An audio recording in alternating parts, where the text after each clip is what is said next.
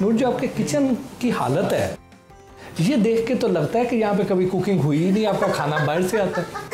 नहीं, वो dirty kitchen में बनता है एक्चुअली। वो छोटा वाला किचन जो है, मोस्टली खाना वहाँ बनता है। ये मेरा किचन। जी, आपका किचन। हाँ, मतलब मैं जब कुकिंग करती हूँ, और मैं बहुत कम कुकिंग करती हूँ, मैं सिर्फ फातिमा के लिए बनाती हूँ, क्योंकि मुझे कुकिंग का बिल्कुल शौक नहीं है। या मैं फातिमा के लिए बनाती हूँ, या मैंने कोई न्याज बनानी हो, घर में मिलाद हो, तो फिर मैं कोई मीठी डिश बनाना पसंद करती हूँ। फातिमा ने वो भी ताने दे के ना, एक बार मेरे दिन फातिमा मुझे कहती है, मामा मैंने आपके हाथ का कभी खाना नहीं खाया।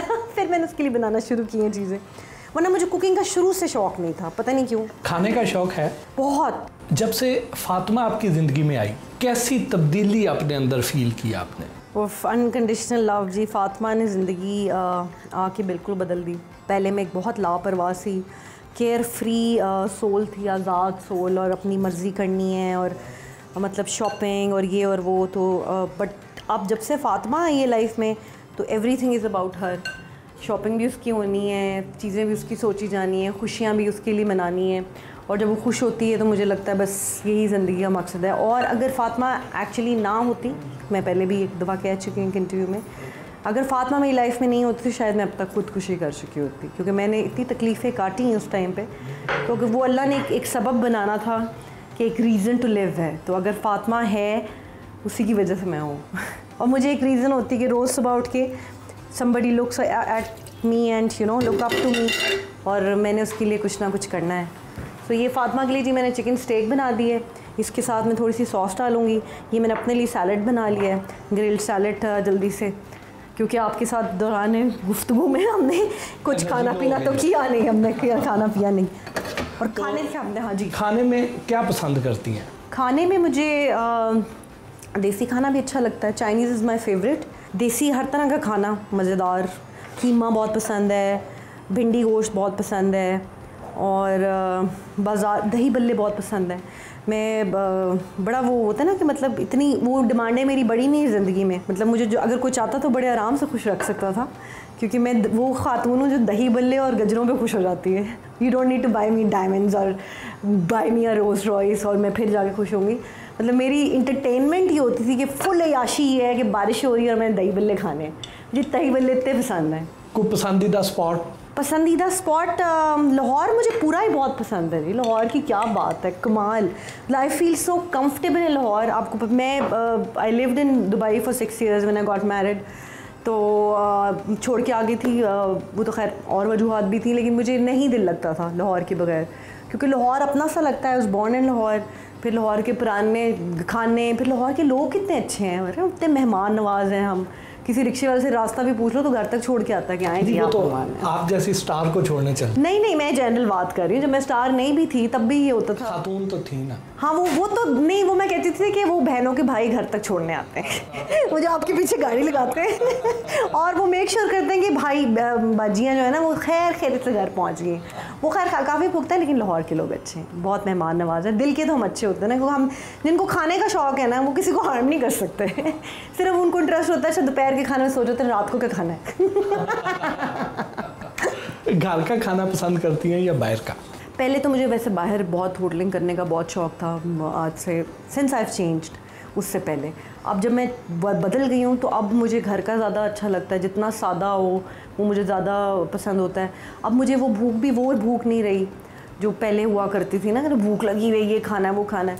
अब मुझे थोड़ा सा खा के मेरा पेट फुल हो जाता है और हिर्स नहीं रहा। वो आई थिंक वो जो अंदर नफ्स है वो थोड़ा रज गया है।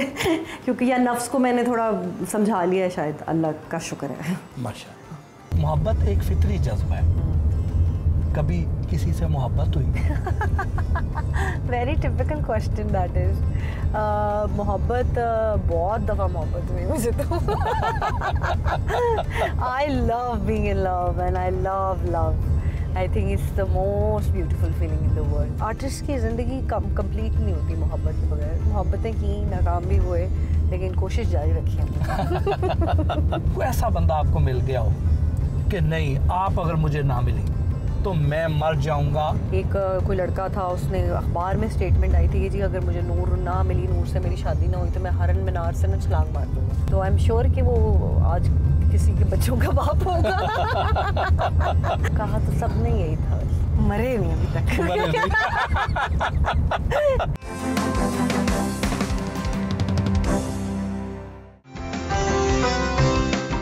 हज़रत मियाँ मीर सरकार के दरबार की हाज़िरी के लिए हम उनके घर से दरबार की तरफ रवाना हुए। किसी की अगर दिलजोई करना मकसूद हो तो उसको कोई मसला बनाओ, तो क्या आप उसको हौसला देती हैं या उसके साथ खुद भी रोने बैठ जाती हैं? अगर तो सिचुएशन ऐसी हो कि रोने वाली हो तो फिर मैं पहले रो भी लेती हूँ साथ, कि रो के उसको यही मशवरा करती हूँ, रो लो अच्छी तरह, दिल हल्का कर लो और उसके बाद सोचो कि अब क्या करना है। तो सोचना ये होता है कि ये हो गई है, अब इसको एक्सेप्ट करें कि हो गया, ये एक सिनेरियो हो गया, अब इससे हमने किस तरह से फ़ाइट करनी है और हमने इससे किस तरह आगे बढ़ना है। कोई भी चीज़ आपको रोक ना दे, कोई भी चीज़ आपको पीछे ना ले जाए, मतलब होप कभी भी नहीं ख़त्म होनी चाहिए। अल्लाह ताला ने हमें ऐसा बनाया है कि हम भूल जाते हैं, हम तकलीफ़ वाली बातें भूल जाते हैं और हम अच्छी बातें याद रखते हैं। मोहब्बत एक फितरी जज्बा है, कभी किसी से मोहब्बत हुई? Very typical question that is.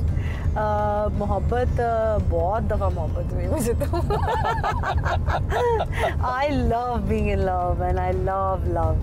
I think it's the most beautiful feeling in the world. Artist की ज़िंदगी कंप्लीट नहीं होती मोहब्बत के बगैर। मोहब्बतें की, नाकाम भी हुए, लेकिन कोशिश जारी रखी हमने। पहली मोहब्बत कौन सी थी? हाँ, कौन सी थी? अब ये कौन सी तो मैं नहीं बता रही कौन सी थी, लेकिन पहली मोहब्बत वाज माय फादर एक्चुअली। पहला, और वो अभी भी I miss my father so much. मुझे वो यकीन ही नहीं आता कि वो चले गए हैं। पहला प्यार वही था। लेकिन माँ बाप और बहन भाइयों बच्चों की मोहब्बत के अलावा कितने चलाक हैं आप। मैंने बात को चेंज किया, आपने फिर ही मुझे क्रश था। पहली मोहब्बत तो नहीं कह सकते आप, क्रश कह सकते हैं। मैं फिर वो कहते हैं ना फिनोमेना कि मोहब्बत एक दफ़ा ही होती है, बार बार नहीं होती, तो मैं इस पर बिलीव नहीं करती। मोहब्बत हो जाती है और होती रहनी चाहिए, होती रहनी चाहिए। यानी अभी ये सिलसिला ख़त्म नहीं हुआ? नहीं, अब मेरी शुक्र है वो पाथ चेंज हो गया ना। मेरी मोहब्बत वो ऊपर वाले लेवल पे पहुंच गई, और वो तो शिद्दत ही वो शदीद, और वो इतनी तकलीफ़ है, मतलब तकलीफ़ और खुशी और वो ना अनदेखी मोहब्बत जो है वो कमाल मोहब्बत है। मतलब वो हकीकी मोहब्बत, वो कहते हैं ना इश्क मिजाजी से इश्क हकीकी। मुझे समझ नहीं आती थी लाइन ये, मैं कहती क्या इश्क मिजाजी और इश्क हकीकी, ये क्या बातें करते हैं लोग, ये क्या लाइन है, ये क्या लिखा। वो फिर मुझे जब मैं इश्क हकीकी तक पहुंची मिजाजी से, फिर मुझे समझ आया कि अच्छा ये मतलब था इस बात का। कभी किसी को आपसे मोहब्बत हुई? अल्लाह जाने सबको मोहब्बत हुई या नहीं हुई। इजहार तो करते होंगे। हाँ, obviously when I got married also, तो मोहब्बत की शादी थी, लव मैरिज थी।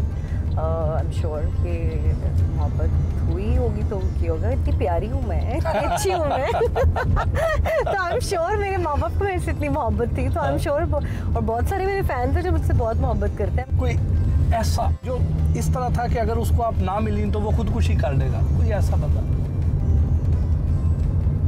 ऐसे तो फैंस ही होते हैं, जो क्रेजी फैंस नहीं होते, इस तरह के लोग अनाउंस तो करते हैं। ऐसे हकीकत से इसका कोई ताल्लुक नहीं, ये सिर्फ फिल्मी बातें होती हैं। वो कहते हैं ना, जो कहता था तुम मेरे मर जाऊंगा आज भी जिंदा है, वही बात किसी और से कहने के लिए। तो वो I have experience that I can't live without you and that's all. वो बहुत एक बड़ा झूठ है।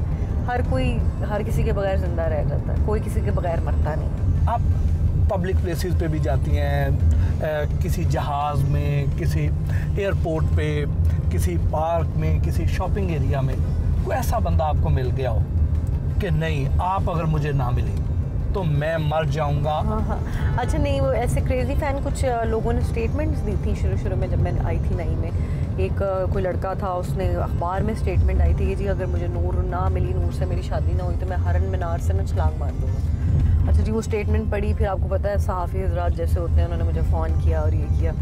और मैंने फिर उनको कहा, मैंने कहा मैं उसको कैसे समझाती, मुझे समझ नहीं आ रही थी और पता नहीं कौन था वो। फिर मैंने कहा, मैंने स्टेटमेंट ये दी कि अगर अल्लाह ने चाहा, अगर मैं तुम्हारे नसीब में हूँ तो मैं तुम्हें मिल जाऊँगी, तुम खुदकुशी ना करो, अल्लाह का वास्ता है। तो आई एम श्योर कि वो आज किसी के बच्चों का बाप होगा।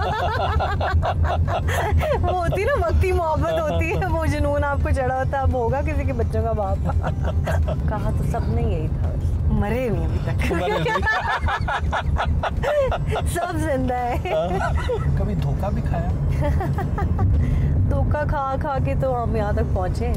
बहुत धोखा खाया, बहुत धोखे खाए, और कुछ जानबूझकर खाए, कुछ अनजाने में मिल गए, लेकिन दुनिया ने हमेशा धोखा ही दिया, और जिसने धोखा नहीं दिया फिर बस उसके पास वापस हाजिरी लगा दी कि सर बॉस माफ़ कर दें, समझ आ गई है, एक तेरी चाहत है और एक मेरी चाहत है, होगा वही जो तेरी चाहत है बस। पाकिस्तान में कोई एक्टिंग स्कूल का स्कोप कितना ज़्यादा है?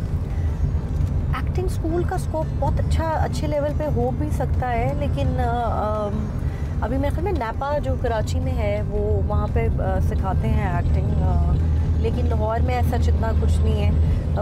मेरे ख्याल में अभी भी बहुत टाइम लगेगा वो जो एक प्रॉपर इंस्टीट्यूट बनने में और लोगों को वो अवेयरनेस होने में। अब बहुत से बच्चे कहते हैं जी हम फिल्म पढ़ रहे हैं, हम फिल्म इंडस्ट्री में आ रहे हैं, क्योंकि टेलीविज़न इंडस्ट्री में आ रहे हैं, लेकिन still it needs I think 8 to 10 years to मतलब ग्रो द इंडस्ट्री। यानी मासेस में एक्सेप्टेंस के लिए अभी वो अभी लेवल है, हाँ मासेस में वो हाँ नहीं है, वो नहीं है कि भी मतलब माँ बाप हैप्पीली नहीं कहते मासेस के, मतलब वो जो एलीट क्लास है वो तो दे डोंट बॉदर कि बच्चा क्या कर रहा है क्या नहीं कर रहा, उनके पास टाइम ही नहीं होता बच्चों को पूछने के लिए तो मास्टर्स जो हैं वो एक्सेप्ट करने में थोड़ा टाइम लगेगा।